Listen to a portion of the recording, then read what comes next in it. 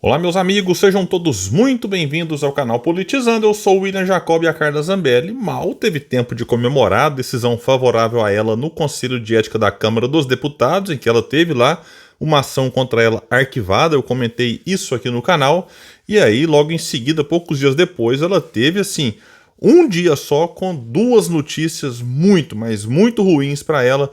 Uma vem do depoimento do hacker da Vaza Jato, que apresenta um documento que, digamos assim, desmente o que a Zambelli tinha dito antes sobre o pagamento, né? Ela pagou para o hacker, segundo foi mostrado ali no depoimento, para o hacker invadir sistema do judiciário. Então isso aqui pode encrencar demais a deputada federal e no mesmo dia o PSB entrou de novo com uma ação contra ela no Conselho de Ética e ela poderá então ser cassada. Se vai ou não é outra história. E eu quero trazer também aqui a fala de um pastor, né, muito dura assim, em relação ao comentário de um jornalista do UOL, falando ali da relação entre Flávio Dino, ministro da Justiça, e a Polícia Rodoviária Federal. Mas antes, quero pedir a sua ajuda. Chegou no canal, deu uma olhadinha, viu que não está inscrito? Se puder, se inscreva, ativa aí o sininho das notificações, deixa like se gostar do vídeo. Se não gostar, faz parte, manda o dislike, comenta, compartilha. Tudo isso é muito importante para que o nosso trabalho chegue mais longe e mais pessoas elas venham para cá,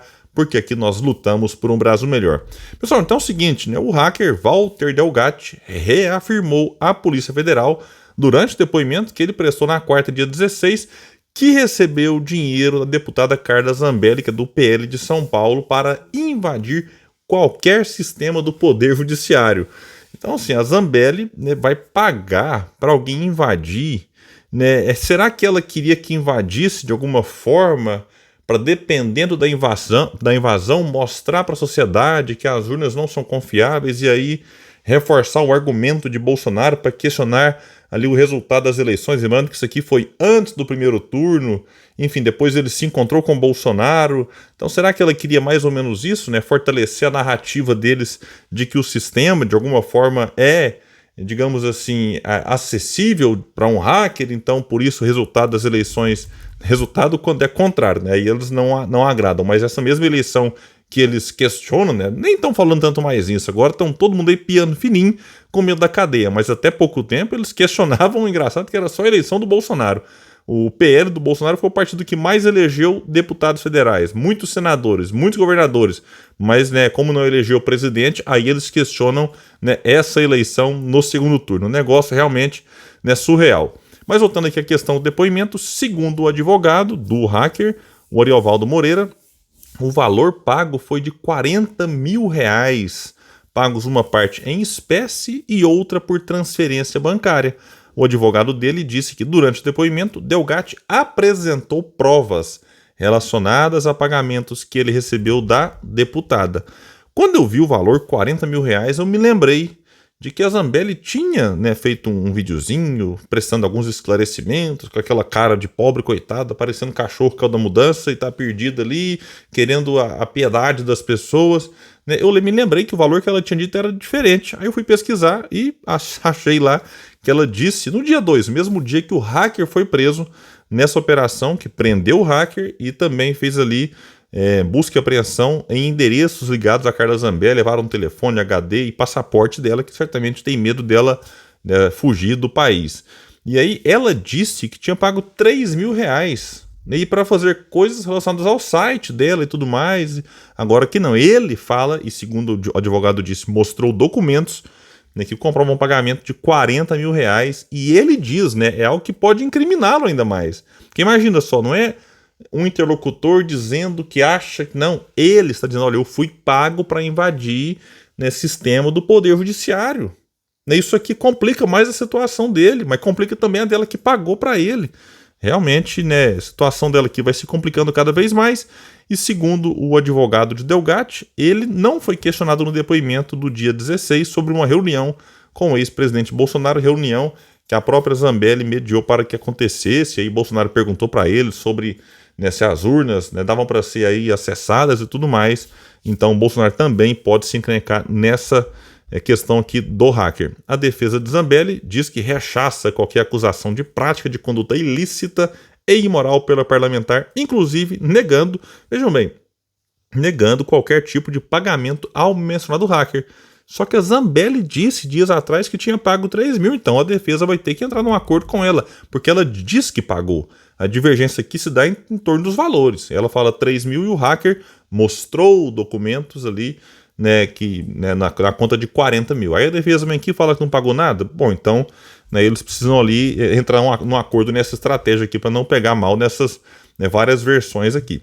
E a vida da Zambelli, né, não tá nada fácil. Ela teve uma ação contra ela, né, que podia até terminar com a cassação do seu mandato arquivada no Conselho de Ética semana passada, mas o PSB, que tinha entrado antes, decidiu entrar de novo e agora por outro motivo.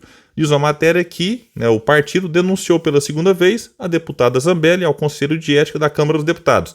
Dessa vez, a representação diz respeito ao envolvimento de Zambelli com Walter Delgatti Neto, hacker da Vaza Jato, supostamente pago, aqui está o supostamente porque, né, falta ainda julgar e tudo mais, mas segundo consta tem documento, supostamente pago para invadir sistemas digitais e questionar o resultado das eleições de 2022.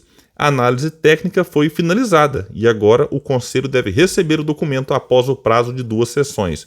O colegiado, no entanto, não tem reuniões marcadas nos próximos dias e a próxima sessão deve ficar para a semana que vem. E aí, então, como eu disse, o PSB, que já tinha entrado antes e sem sucesso, agora afirma que o envolvimento de Zambelli com Delgatti fomentam a expansão de uma tendência discursiva golpista durante o exercício do mandato parlamentar, atentando contra a existência do próprio parlamento, cuja legitimidade é conferida pelo voto popular por meio de sistema eletrônico de votação administrado pelo TSE, o Tribunal Superior Eleitoral, que realmente esse pessoal que fica de alguma forma alimentando teses golpistas, eles em tese, digamos, eles estão alimentando algo que os prejudica, porque, tipo, a Carla Zambelli foi eleita pela urna eletrônica, e aí ela própria, né, vez ou outra, questionava se a urna era ou não confiável. Poxa, né, ela foi eleita por essas urnas, né, e tem gente que prega golpe que fecharia o parlamento, que é onde eles trabalham, então é um negócio realmente de doido. O hacker Delgatti Neto é investigado pela suposta inserção de dados falsos sobre o ministro Moraes do STF no Banco Nacional de Mandados de Prisões no CNJ. Lembrando que chegaram a publicar uma ordem de prisão contra Moraes assinada pelo próprio Moraes, né, o que caracterizava obviamente ali uma invasão. Enfim, não tinha dúvidas em relação a isso. Quase que eu derrubo aqui o microfone, mas vamos continuar. E ele diz que foi ideia da Zambelli, né, fazer isso. Então a Zambelli realmente está se complicando muito. E ela aqui, né, nessa questão do Conselho de Ética, vamos lembrar que ela foi, digamos, inocentada, porque teve um pedido do PSB arquivado, que eu lamentei profundamente aqui, porque quando se entra com uma ação no Conselho de Ética, pode vir de uma simples advertência a uma censura escrita, de alguma outra forma, e até, digamos assim, na pior das hipóteses para ela, na melhor das hipóteses para nós, com a cassação. Então, vamos ver o que vai acontecer dessa vez. O PSB diz que, no caso, as condutas descritas, quais condutas? Essa relação dela com o Delgatti, assim como, e aí nas consequências dessa relação, que é essa invasão e o encontro com o Bolsonaro.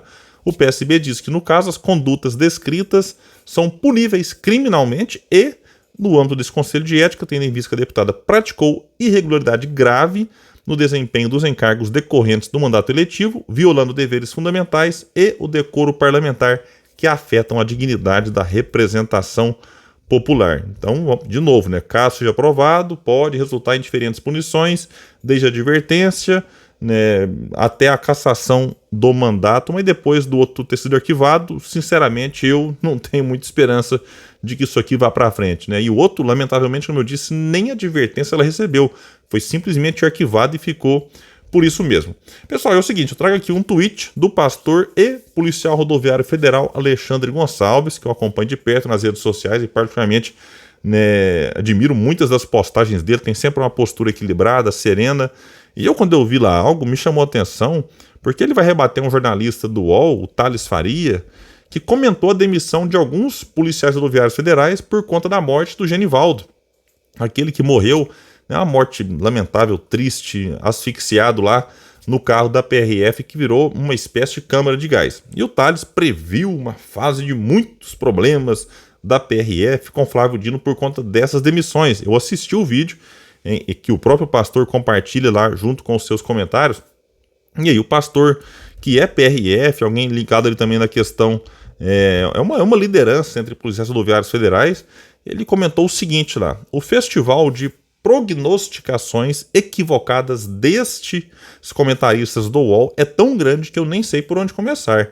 Dizer que vai ocorrer revolta na PRF por causa do atual governo é de uma ignorância que beira o antiprofissionalismo, que não teve a grandeza de consultar o sistema representativo sindical da PRF, com os novos superintendentes que assumiram e as medidas de prioridade ao efetivo da atividade fim. O ambiente encontra-se, vejam bem, isso aqui é surpreendente para muita gente, mais salubre e pacífico. De onde tiram essas análises, né, dessa revolta de PRFs com Flávio Dino, né? Aqui eu fazendo um parênteses. Voltando ao pastor. Tem gente descontente? Pergunta ele. Tem, como em todo tipo de atividade no Brasil.